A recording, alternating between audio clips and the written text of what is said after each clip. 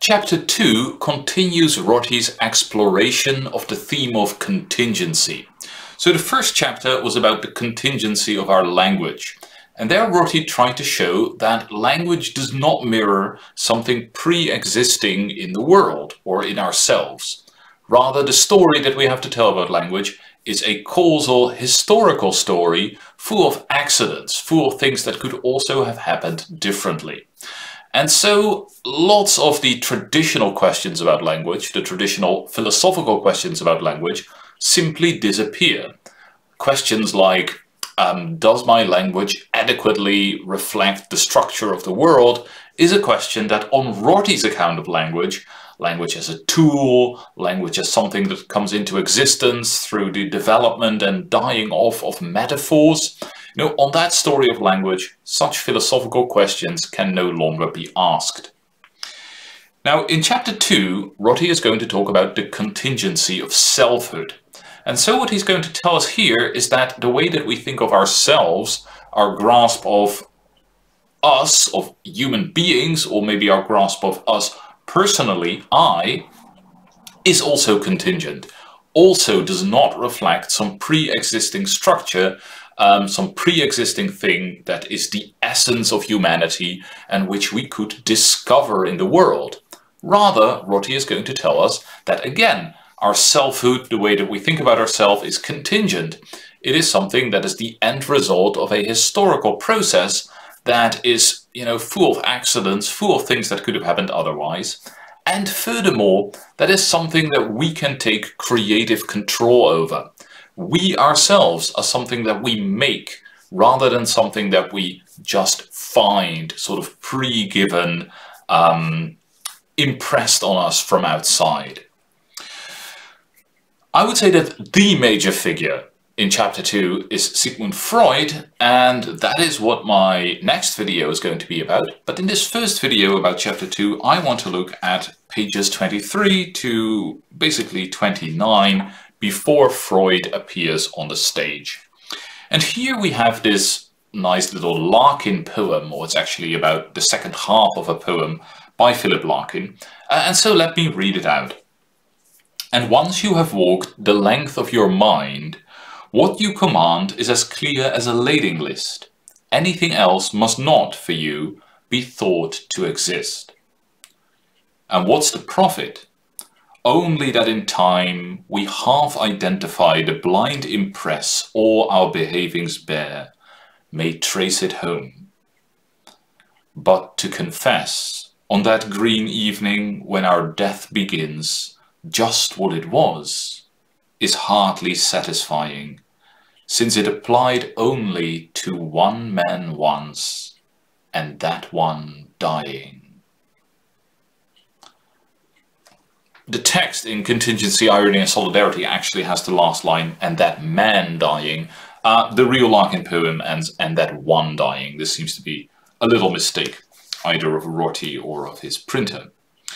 So, Rorty is going to interpret this Larkin poem in terms of an opposition between two types of lives that we could lead, two types of ways that we can relate to our own self and to, our unique individuality. And so Rorty contrasts, on the one hand, the poet, and on the other hand, the philosopher. Now, I don't think Rorty means to say that everyone who has ever written poetry belongs in this category of a poet, or that anyone who has ever been called a philosopher belongs in this particular category of the philosopher, but these are sort of two archetypes, and the ideas of poetry and philosophy, specifically metaphysics, are supposed to clarify for us what the archetypes are that Rorty is talking about. Now, the philosopher, and Rorty is certainly right that he is sort of grasping here what has traditionally been thought of as the task of the philosopher. The philosopher is somebody who tries to find something eternal, something necessary, like the essence of what it is to be a human being, the essence of what it is to be human, to be a subject, to be a thinking subject, to be a rational animal, or whatever it is that, this particular philosopher would put forward as the essence of being a human being. But that's what the philosopher is looking for. That means that the philosopher is at the same time looking for something universal, something eternal, something necessary, and that is supposed to sort of be the most important thing for us. In a way, it is supposed to be a kind of salvation, right? If I can see myself as a member, maybe even a perfect member, because I've, studied all this philosophy and I've managed to perfect myself, or at least on the way to being a perfect member, to what it really fundamentally is to be a successful human being, wow, I mean, that is something. And of course, this is very closely connected to a traditional religious impulse, which would be the impulse to become one with God, or to become beloved of God and an elect of God, or to have knowledge of God, and sort of disappear almost into that knowledge of God, this one unitary eternal cause of everything. That is an impulse which can take a wide variety of shapes, right? And throughout history has taken a wide variety of shapes. But Rorty is sort of putting all of that together and saying, well, the point of this kind of activity is to get out of yourself, to get out of your individual idiosyncratic features, and to get to something that transcends us all, that sort of unifies us, that is sort of outside of time, outside of contingency, to get a relation to that, or maybe even to get into that. That is the traditional philosophical, religious form of salvation. Against this, Rorty posits this poet, or as he sometimes will say, following Harold Bloom, strong poet. And the strong poet is somebody who embraces contingency. It is somebody who embraces individuality, right? They see themselves as being this unique person. And not unique in the sense that a prophet might be unique, like uniquely close to the transcendent eternal God, but unique in a individual, idiosyncratic, in other words, contingent way. Like there is only you. There's only one time will there be this you with these properties, with these thoughts and feelings and images, and there only once in the history of all of humanity will be a person who can write the poems that you are writing. Actually, one of Nietzsche's a name that will come up a lot here, one of Nietzsche's early texts basically starts with this. It could either be, like, it's one of the four untimely meditations, and it could either be the second or the third one. Well, he basically says something like, everybody knows full well that they are this totally unique being who can appear in the history of mankind only once. But we are afraid to show it because, our neighbors just demand us to conform to, the cultural standards or whatever is expected of us.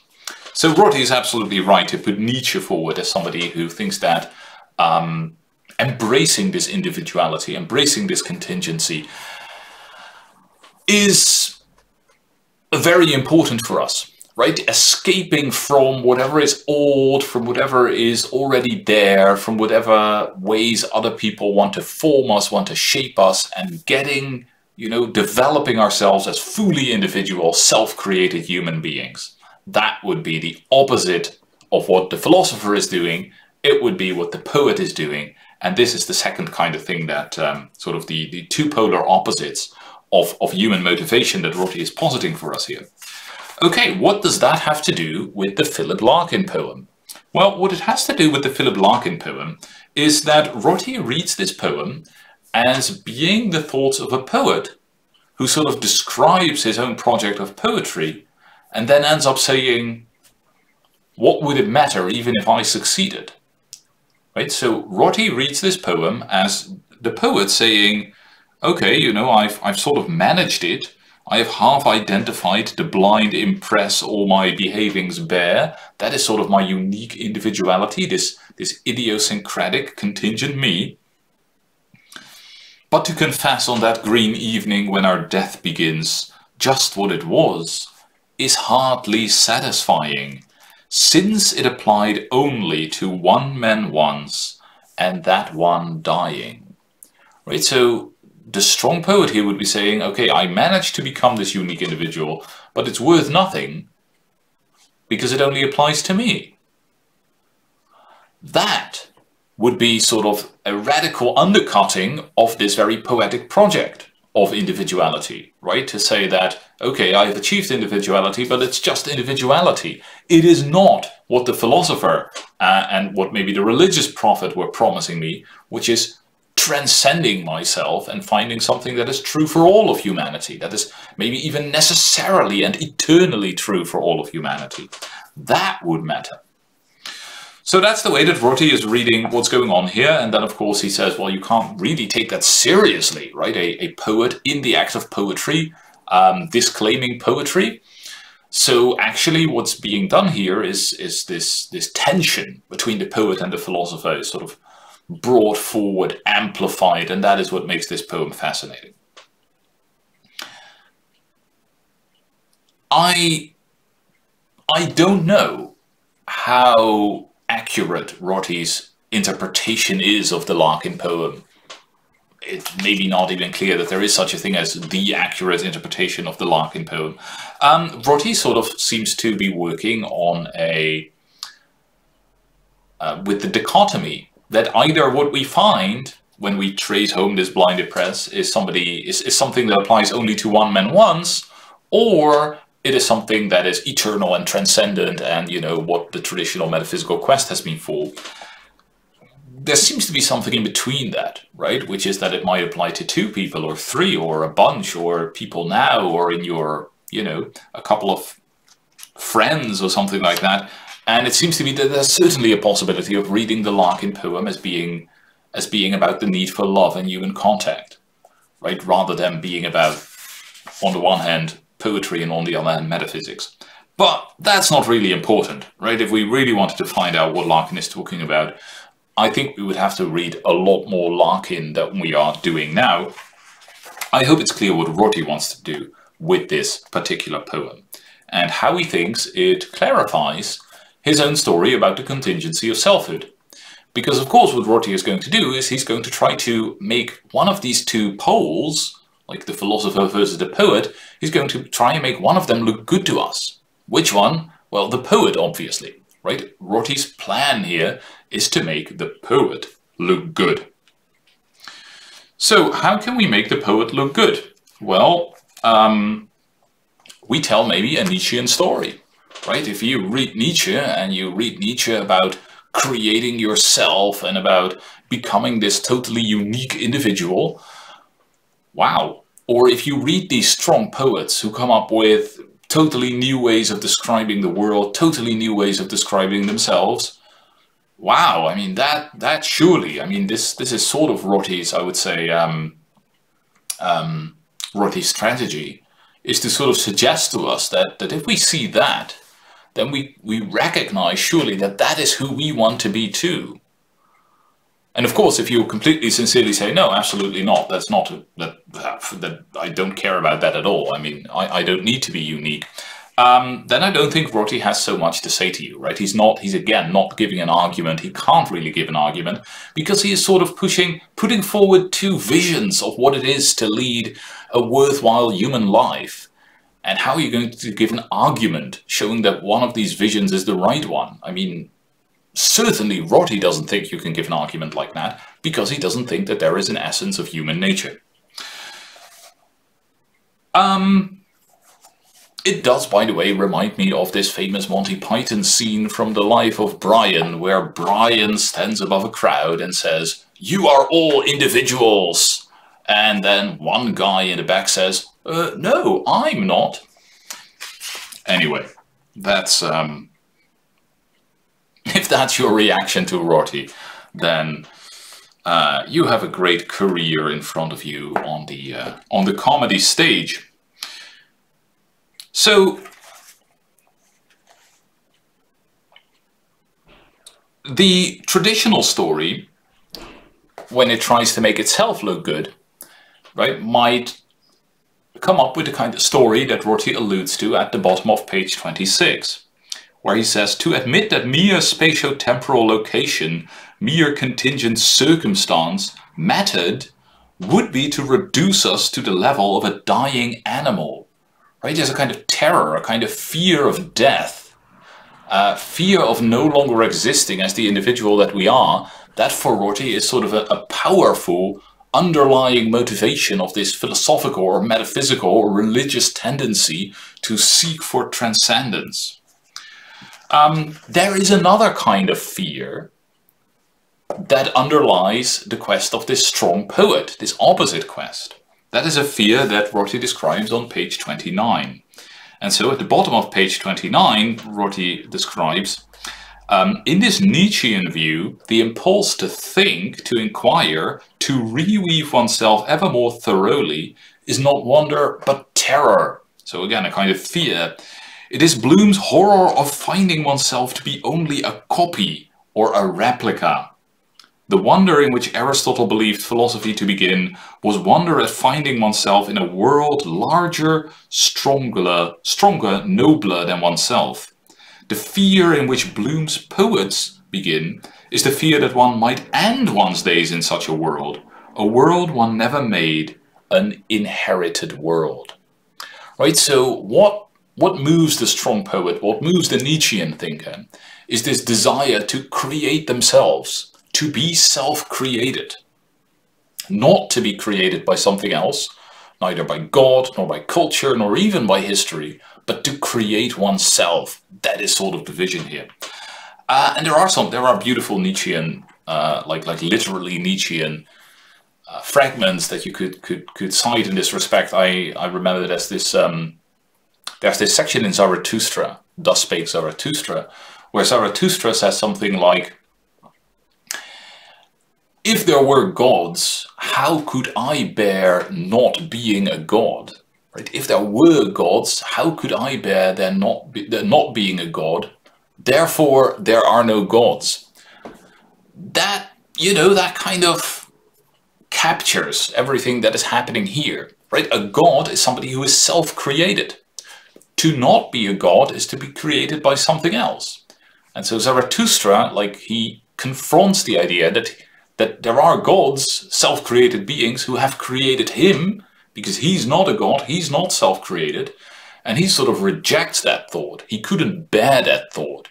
He dismisses it out of hand. There can be no gods, right? There are no gods, because that would be the unbearable, the thought that he is not self-created, that he is just a cog in a machine, that he is just placed somewhere within a pre-existing system of meanings.